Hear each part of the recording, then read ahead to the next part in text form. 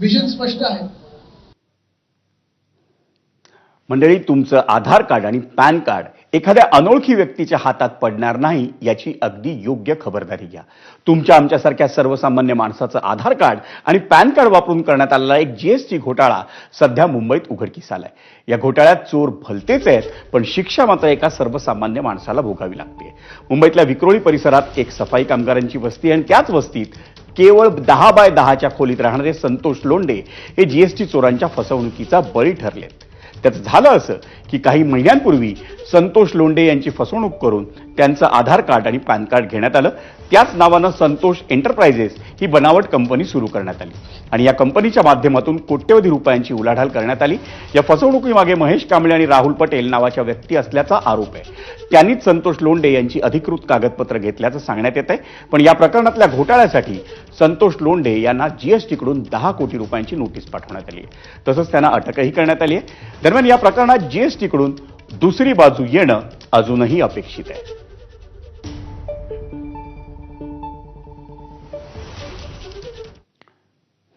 म्हणजे जीएसटी चोरीच्या या धक्कादायक प्रकरणात सविस्तर माहिती आम्ही जाणून घेतली संतोष लोंढे यांचे भाऊ संदीप लोंढे यांच्याकडून.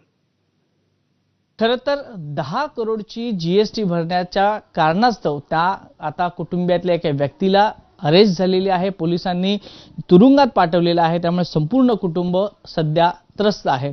सर्वात प्रथम तुमचं नाव सांगा आणि नेमकं काय प्रकरण घडलंय ते समजावून सांगा. माझं नाव संदीप विठ्ठल लोंढे. मी संतोष लोंढेचा लहान भाऊ आहे.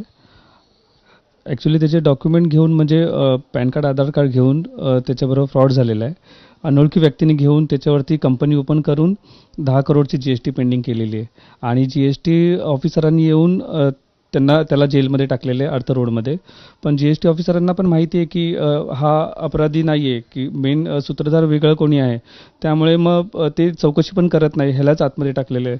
तर आम्ही कमवणारा तो घरातला आणि आम्ही दोघेच आहे. मग खूप त्रास आहे. आम्ही कसं करू वकील आणि ह्या सगळ्या गोष्टीचं मला कळत नाही.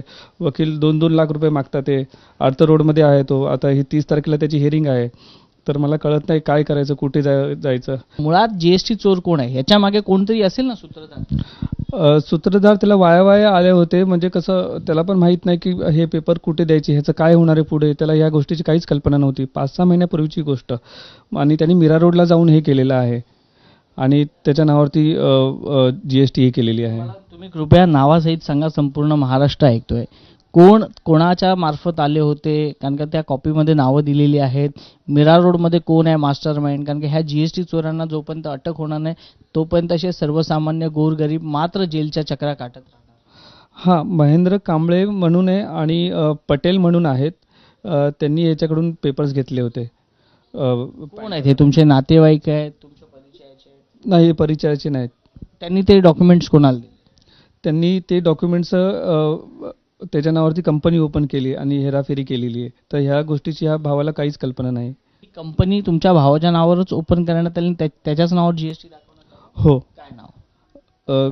कंपनीचं नाव संतोष एंटरप्राइजेस म्हणून आहे. त्याचा जीएसटी नंबर पण आहे ह्याच्यावरती. पण याची कल्पना तुम्हाला होती? नाही, काहीच कल्पना नव्हती. आता जीएसटी ऑफिसर घरी आले तेव्हा आम्हाला कळालं असं आहे. त्यांनी पूर्ण घर चौकशी केली सकाळी 7 ते संध्याकाळी 4 वाजेपर्यंत. पण त्यांना काहीच भेटलं नाही या घरामध्ये. मग त्यांना पण हे कळून चुकलेलं आहे की ह्याच्याकडे काहीच नाही आहे म्हणून. जीएसटी चोरांना पकडण्यासाठी तुम्ही काय आवाहन कराल? हो, सगळ्यांनी कुणीही असू दे आपले डॉक्युमेंट कोणाला देऊ नका.